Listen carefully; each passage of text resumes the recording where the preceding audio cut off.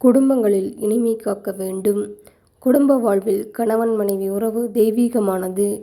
உலக இன்ப துன்பங்களை தூய்க்கவும், வினைப்பதிவுகளில் தீயனவற்றை கழிக்கவும், இறைநிலையுணர்ந்து அறிவில் முழுமை பெறவும் ஏற்றதாக அமைக்கப்பட்டுள்ளதே மனிதன் என்ற சிறந்த பிறப்பு. ஆண் பெண் இருபாலரும் வரையறையற்ற அன்பால் வாழ்க்கை துணைவர்களாகி ஒருவருக்கொருவர் ஒத்தும் உதவியும் உலகில் வாழ்ந்து பேரின்ப நிலையை எய்த வேண்டும். ஏற்றபடி இறை ஆற்றலால் அமைக்கப்பட்டிருப்பதே ஆண் பெண் எனும் இரண்டு வகையில் அமைந்த பால் வேறுபாடுகளுள்ள பிறப்புகள். இருபாலரும் ஒருவருக்கொருவர் வாழ்க்கை துணைவராகி ஒத்தும் உதவியும் வாழ வேண்டிய இயற்கை வழிதான் குடும்ப வாழ்வு. இத்தகைய தெய்வீக வாழ்வில் உலக சமுதாயம் பெண்களைப் பற்றி ஒரு தவறான கருத்தை உருவாக்கி கொண்டிருக்கிறது. பெரும்பாலும் பெற்றோர்கள் தங்கள் பெண் மக்களை அன்பு காட்டியே வளர்க்கின்றனர். திருமணத்திற்கு பிறகு புகுந்த வீடு வந்துவிட்ட பெண்ணை கணவனும் மற்றும் அவர் குடும்ப உறுப்பினர்களும் மனைவியாக மருமகளாக கருதாமல் ஒரு வேலைக்காரியாகவே அடிமை என்று மதித்து நடத்துவது பெரும்பாலான குடும்பங்களில் வழக்கமாகிவிட்டது. இந்த அநீதியான கருத்து மாற்றப்பட வேண்டும். திருமணத்தின் போதே இந்த அநீதி தொடங்கப்பட்டு விடுகிறது.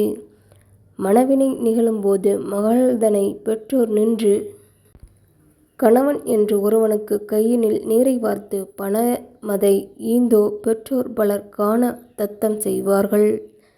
குணமெனும் நிலை கண்டோரும் இது கொடுமை என்று எண்ணவில்லை.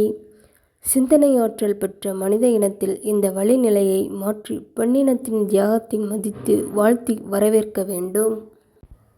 திருமண விழாவின் போது கணவன் பலர் முன்னிலையில் வாய்விட்டு கூறி வாழ்த்தி பொதுப்பெண்ணை வரவேற்க வேண்டும். மனிதகுலம் அவ்வளவையும் பெற்று வளர்த்து துணை நின்று தொண்டாற்றி வாழ வைத்து கொண்டிருக்கும் பெண் இனத்துக்கு தக்க மதிப்பினை நாம் நிகழ்ச்சி மூலம் அளிக்க வேண்டும். இந்த திருத்தம் மனித சமுதாயத்தில் ஏற்பட்டால் குடும்பங்களில் சமுதாயத்தில் அன்பும் கருணையும் பெருகும்.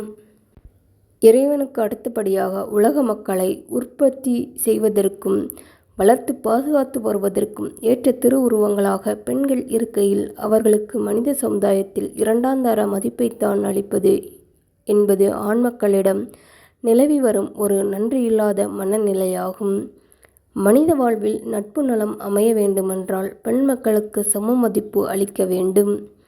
சில சந்தர்ப்பங்களில் அவர்கள் உடலமைப்பிற்கும் கடமை பொறுப்புகளுக்கும் ஏற்றபடி சில சிறப்பு மதிப்புகளையும் தர வேண்டும். பெண் மக்களுக்கு போதிய மதிப்பை அளிப்பதற்கு வாய்ப்பாக மதம், அரசியல், பொருளாதாரம் ஆகிய துறைகளில் ஏற்பட்டுள்ள வழக்க பழக்க சடங்கு முறைகளை எல்லாம் சீர் செய்ய வேண்டியதும் அவசியம். தேவையில்லாத பழக்கங்கள் எவ்வாறு மனிதகுலத்தில் நட்பு நலனை குலைக்கின்றது என்பதற்கு எல்லா நாடுகளிலும் மருமகள்களை மாமியார்கள் நடத்தும் முறையே சாட்சியாகும். ஒரு வீட்டில் பிறந்து வளர்ந்து வேறு ஒரு வீட்டுக்கு வந்து அந்த குடும்ப உறுப்பினர்களோடு தன் கடமையாற்றும் பெண்களை மருமகள் என்று கூறுகிறோம். உடலில் நோய் வந்தால் உயிராற்றலுக்கு வலிமையூட்டி நோயை தீர்க்க மருந்து கொடுக்கிறோம். உந்து ஆற்றலான உயிருக்கு வலுவூட்டுவதால் மருந்துக்கு மருவி வந்த உந்து என்ற கருத்தில் தான் மருந்துக்கு மருந்து என பெயர் வந்துள்ளது. அதேபோல குடும்பத்தில் மருவி வாழ வந்த மகளுக்கு மருமகள் என்று மதிப்போடு அழைக்கின்றோம்.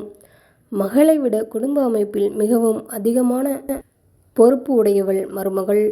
வாழ்க்கை அனுபவத்தில் குடும்ப வாழ்வின் நடைமுறைகளில் அனுபவமிக்க மதிப்பு மிகுந்த மாமியார்கள் தங்களுடைய மகளைப் போலவே அன்போடும் கருணையோடும் மருமகள்களை நடத்தி மனித குலத்திலுள்ள இந்த குறைகளை போக்க வேண்டுமென்று பணிவோடு வேண்டிக் கொள்கிறோம்.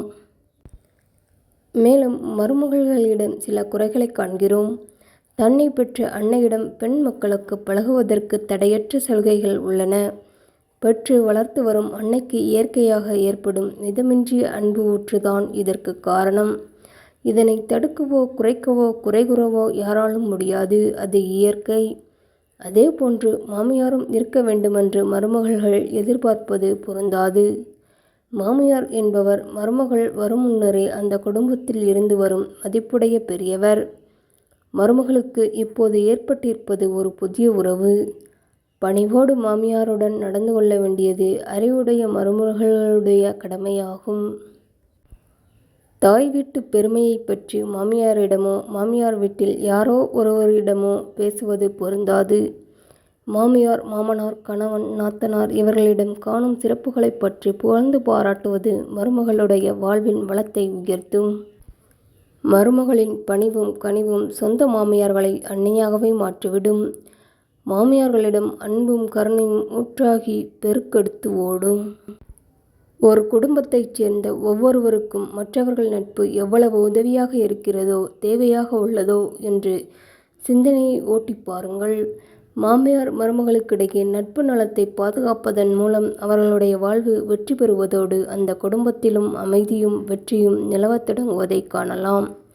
அந்த குடும்பத்தில் உருவாகும் வளரும் குழந்தைகளுக்கு வளமான வாழ்வை பெறுவார்கள். இந்த வகையில் ஆழ்ந்த சிந்தனையும் அதன் மூலம் பெருகும் விளக்கமும் குடும்ப வாழ்வில் பிணைந்துள்ள மாமியார்கள், மருமகள்கள் அனைவருக்கும் வாழ்க்கை வளத்தை காக்கும் பெருநிதி என்று உணர்ந்து வாழ்ந்து நலம் பெறுவீர்களாக.